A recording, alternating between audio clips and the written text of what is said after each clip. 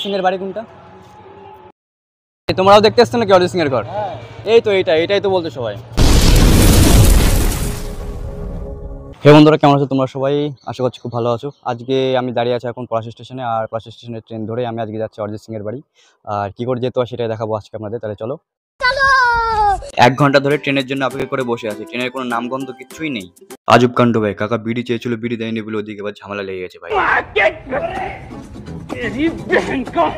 অবশেষে ভাই ট্রেন ঢুকছে ভাই।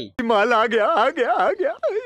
তারপরে আমার বেশি দেরি করলাম না, আমিও সবার আগে দৌড়ে গিয়ে ট্রেনের মধ্যে টুক করে বসে পড়লাম ভাই। বসতে না বসতে ওদিকে ট্রেনটাও চলতে শুরু করলো। তারপরে রেজিনগর, বেলডাঙ্গা, ভাবতা, ষাড়গাছি, নিউ বলরামপুর, বহরমপুর কোর্ট, সিমবাজার, মুর্শিদাবাদ, এরপরে জিয়াগঞ্জ স্টেশন। আর এখন আমি জিয়াগঞ্জ স্টেশনে নেমে পড়েছি। দেখুন বন্ধুরা জিয়াগঞ্জ স্টেশনে পৌঁছে গেছে। আমি এখন দেখতে পাচ্ছেন পিছনে জিয়াগঞ্জ স্টেশন, আর আমি 1 নম্বর প্ল্যাটফর্মে দাঁড়িয়ে আছি। এখান থেকে সামনে গিয়ে আমাদের ই রিক্সা বা টোটো ধরতে হবে।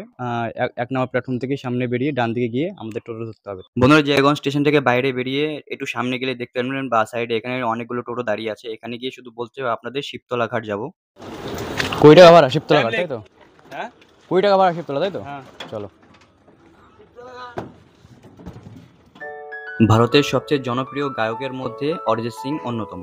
অরিজিৎ সিং 1987 সালে 25শে এপ্রিল পশ্চিমবঙ্গের মুর্শিদাবাদের জিয়াগঞ্জে জন্মগ্রহণ করেন। ব্যাস, আর কিছুটা সামনে এগিয়ে গেলেই আমরা শিবতলা ঘাট পৌঁছে যাব। দিদি, এখানে ওই অরিজিৎ সিং এর বাড়ি কোনটা? সামনে। দাদা, এখানে অরিজিৎ সিং এর বাড়ি কোনটা?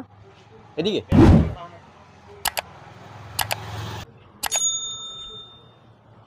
বন্ধুরা, এটা হচ্ছে অরিজিৎ সিং এর ঘর। দেখুন আপনারা। কি তোমরাও দেখতে আসছো নাকি অরিজিৎ সিং এর ঘর? হ্যাঁ, এসছে এখানে। এই তো এটাই তো বলতো সবাই। চলো বলি সবাই মিলে। হ্যাঁ, এই তো এইটা বাড়ি। দেখুন বন্ধুরা, অরিজিৎ সিং এর যারা আরো ফ্যান আছে তারাও কিন্তু এইভাবে আসছে কিন্তু তাদের বাড়ির সামনে প্রত্যেকদিন। বন্ধুরা, আমি এখন পুরো অরিজিৎ সিং এর বাড়ির সামনে। দেখতে পাচ্ছেন বন্ধুরা, এইটা অরিজিৎ সিং এর বাড়ি। বাড়িটা আপনাদের একটু ভালো করে দেখিয়ে দিই। দেখুন বন্ধুরা, এখানে বাড়ির সামনে দিয়ে ঘেরা আছে। এখানে দেখতে পাচ্ছেন বাড়িতে কাজ চলছে, বাড়িতে নতুন কিছু নির্মাণ হচ্ছে। দেখুন, অরিজিৎ সিং এর বাড়ির সামনে মানুষের তেষ্টা মেটানোর জন্য পানির ব্যবস্থা করা হয়েছে। দেখুন বন্ধুরা আপনারা। ঠিক আছে দাদা। হ্যাঁ,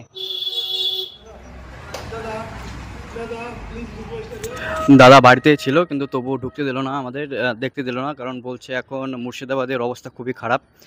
এখানে আতঙ্কবাদীদের হামলা হচ্ছে, এই জন্য ওনাকে মানে খুব সিকিউরিটিতে রাখা হয়েছে। উনি ওই জন্য আর বাইরে বেরোচ্ছেন, ওই জন্য বাইরে যেই আসছে কিনা তাদের সঙ্গে দেখা করতে দিচ্ছে না।